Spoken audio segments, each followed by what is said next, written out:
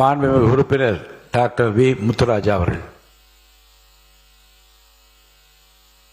மாண்புமிகு பேரவைத் தலைவர்களே, நீட் தேர்வு எழுதாமல் என்னை இந்த சமூகத்தில் ஒரு மருத்துவராக்கி அழகு பார்த்த முன்னாள் முதலமைச்சர் முத்தமிழறிஞர் டாக்டர் கலைஞருக்கும் திசை நோக்கி வணங்குகிறேன். 15 ஆண்டு காலம் ஒரு ராயவரம் கடியாப்பட்டி என்ற குக்கிராமத்தில் அரசு மருத்துவராக வட்டார மருத்துவ அலுவலராக பணியாற்றி விருப்ப ஓய்வு கொடுத்து மீண்டும் எனக்கு 2 முறை வாய்ப்பு கொடுத்து எனது 2வது முறையாக சட்டமன்ற உறுப்பினராக்கிய முன்னாள் முதலமைச்சர் மாண்புமிகு கழகத் தலைவர் தளபதி அவர்களை வணங்குகிறேன்.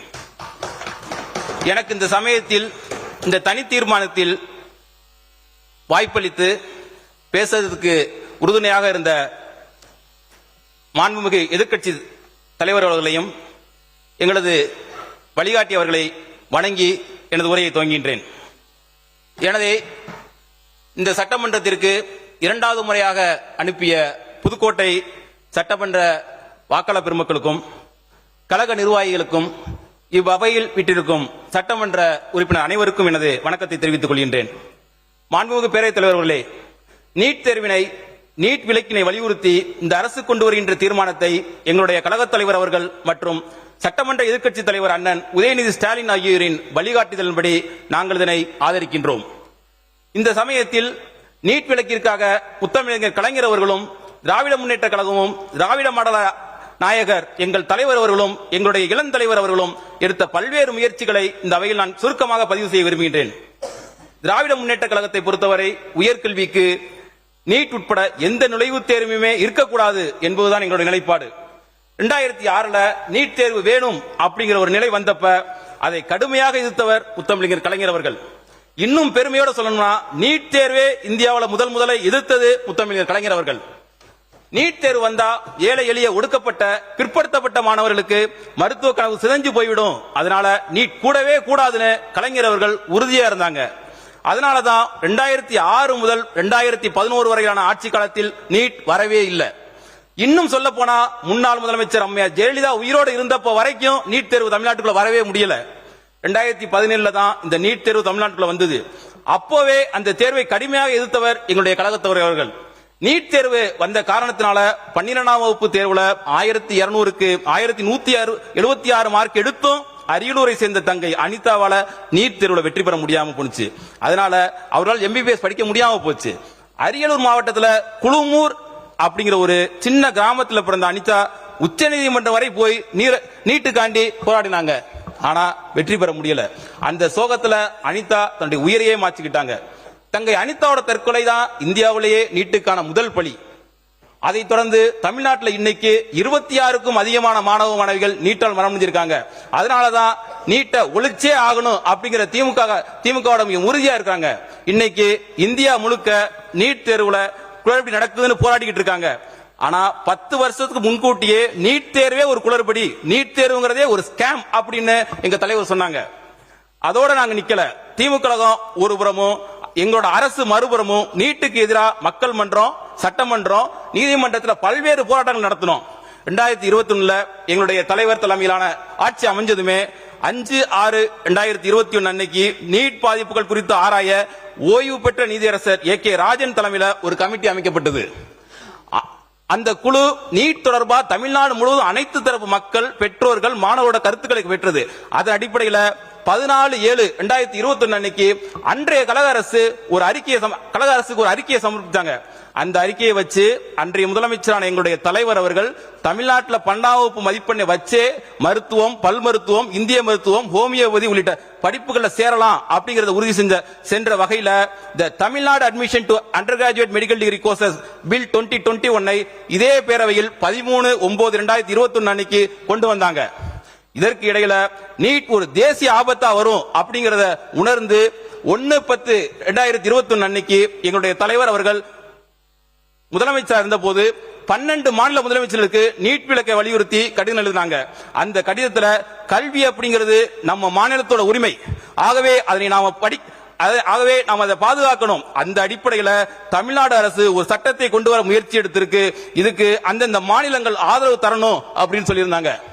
இப்ப அந்த மசோதாக்கு வர்றேன். அந்த மசோதாவை அப்போதைய ஆளுநர் திரு ரவி அவர்கள் 2/2/2022 அன்னைக்கு அரசுக்கே திருப்பி அனுப்பித்தார். ஆனா எங்களது தலைவர் அடுத்த 6 நாட்கள்ல, அதாவது 8/2/2022 அன்னைக்கு உடனடியா சட்டமன்ற சிறப்பு கூட்டத்தை கூட்டி மீண்டும் நீட் விலக்கு மசோதாவை நிறைவேற்றி ஆளுநருக்கு அனுப்பி வச்சாரு. இந்த மசோதாவை இந்த முறையும் கிடப்பில் போட முடியாது. இரண்டாவது தடவை அனுப்பிச்ச மசோதா கிடப்பில் போட முடியாது.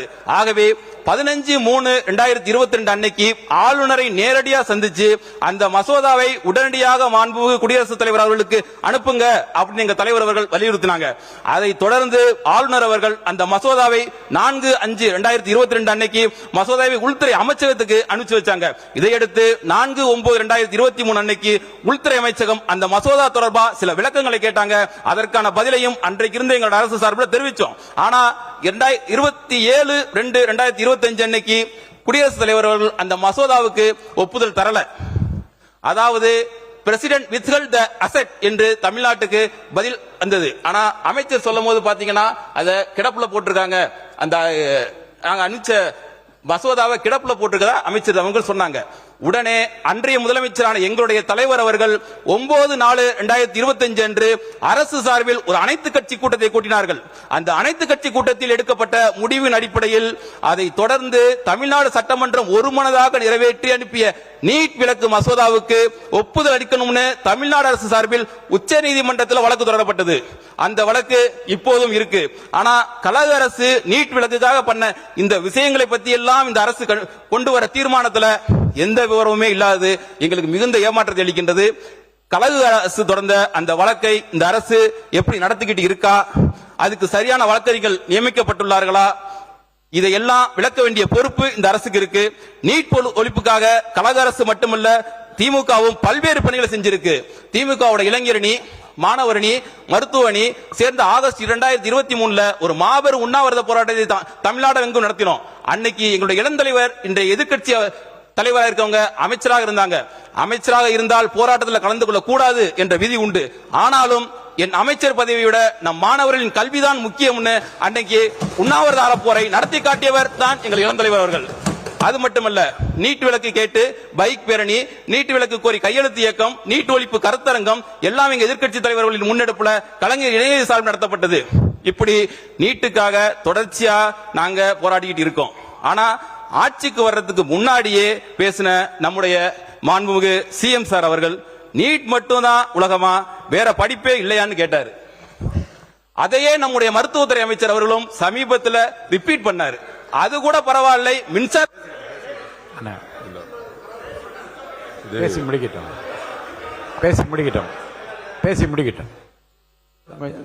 சுருக்கமா பேசிடுங்க. நீங்க சுருக்கமா முக்கியமான பிரச்சனைங்க, சுருக்கம் சொல்றேன். ஓகே. அதையே நம்முடைய மருத்துவத்துறை அமைச்சர்களும் சமீபத்தில் ரிப்பீட் பண்ணாங்க. இது கூட பரவாயில்ல, மின்சாரத்துறை அமைச்சர்கள் ஒருபடி மேல போய் ஒரு விஷயத்தை சொன்னாரு. பிளம்பர், கார்பெண்டருக்கெல்லாம் நிறைய தேவை இருக்கு, அந்த தொழிலெல்லாம் கத்துக்கலாமேன்னு சொன்னாரு. அவர் ஏற்கனவே இருந்த RSS கொள்கை பாணியில குலக்கல்விக்கு ஆதரவா பேசி இருக்கிறாரு. அதுக்கு சமூக வலைதளங்கள்ல கடும் எதிர்ப்பு கிளம்பிருச்சு. மாண்பு உறுப்பினர், நீங்க தீர்மானத்தை சொல்லி முடிச்சிடறேன், வாய்ப்பு தர போறேன்.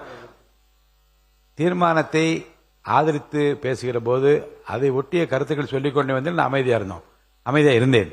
இப்போ அதை தாண்டி இப்படிப்பட்ட விமர்சனங்கள் நீங்கள் கண்டிப்பாக தவிர்க்க வேண்டும். என்ன அப்ப பதில் சொல்லாவிட்டால் அப்புறம் கடைசியிலே சொல்லுங்கள் என்று அப்ப நீங்கள் சொன்னபடி நேரலில் ஓடிக்கொண்டே இருக்கிறது. அப்ப எப்ப நீக்குவீர்கள் என்று கேட்கின்றீர்கள்.